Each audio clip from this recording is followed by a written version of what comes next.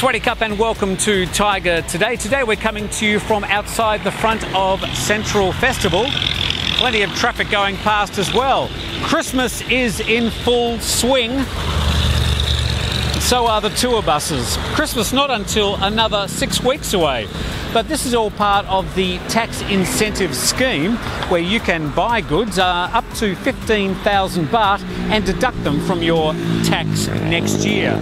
Some of the retailers around the country apparently aren't playing fair though, and they're replacing some of their price tags with slightly higher price tags to make sure that they don't lose any money, and of course taking advantage of the fact that people are going to be shopping until December the 5th to take advantage of the tax incentive scheme. Also, overnight there was a horrible crash in Phetchabun, another bus crash, and we'll be reporting that in our main news. In other news today, Her Royal Highness Princess Sirindhorn is in town and she is here attending the 11th International Olympiad on Astronomy and Astrophysics. So there will be some roads closed around Phuket. Those roads will be lined with Thai flags and her purple royal flag. All right, time now for today's main news stories. One person's been killed and 30 elderly tourists from Bangkok injured, one of them in a serious condition, when a double-decker tour bus in which they were travelling, the driver yelled at everyone to try and jump off as he battled with the bus to slow it down by running into the roadside barriers, but it eventually flipped over. 80 rescue workers rushed to the scene. One of the injured was given CPR, but later died at the Lomsak hospital.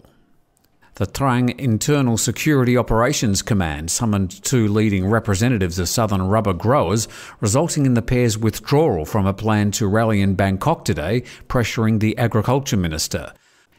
The 95 arrested in Phuket last week for overstaying their visas could just be the tip of a 100,000-person iceberg, according to the country's Deputy PM Prawit Wongsuwon.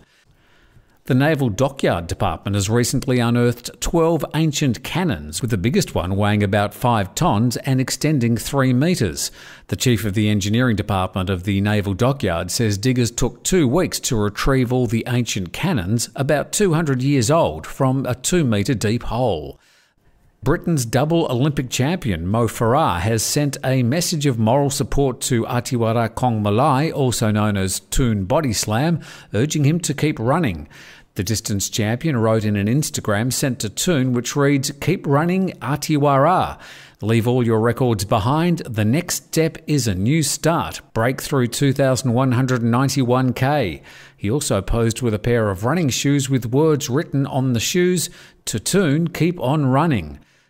And Myanmar's Rohingya crisis is the hot topic at the ASEAN summit in Manila this week, as leaders of the group gathered in the Philippines yesterday for their annual Talkfest and related meetings. ASEAN leaders will address the crisis in Myanmar's Rakhine state, although there's still no consensus on how far they should intervene to address the problem. The Myanmar delegation says de facto leader Aung San Suu Kyi will raise the issue on her own at the meeting.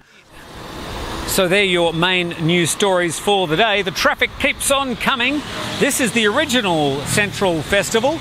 Right over the other side of the road, the new Central Festival is being constructed, and you can see they're getting ready to put a walkway right across the traffic so you'll be able to travel from one Central Festival to the other. They were rumoured to be doing an underground walkway. Doesn't look like that's going to be happening. I think this is a much cheaper alternative.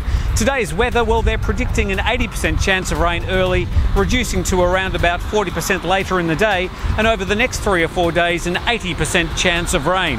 So still need to keep those umbrellas with you. Thank you very much for joining us on Thaiger today. We'll be back again tomorrow. We'll see you then.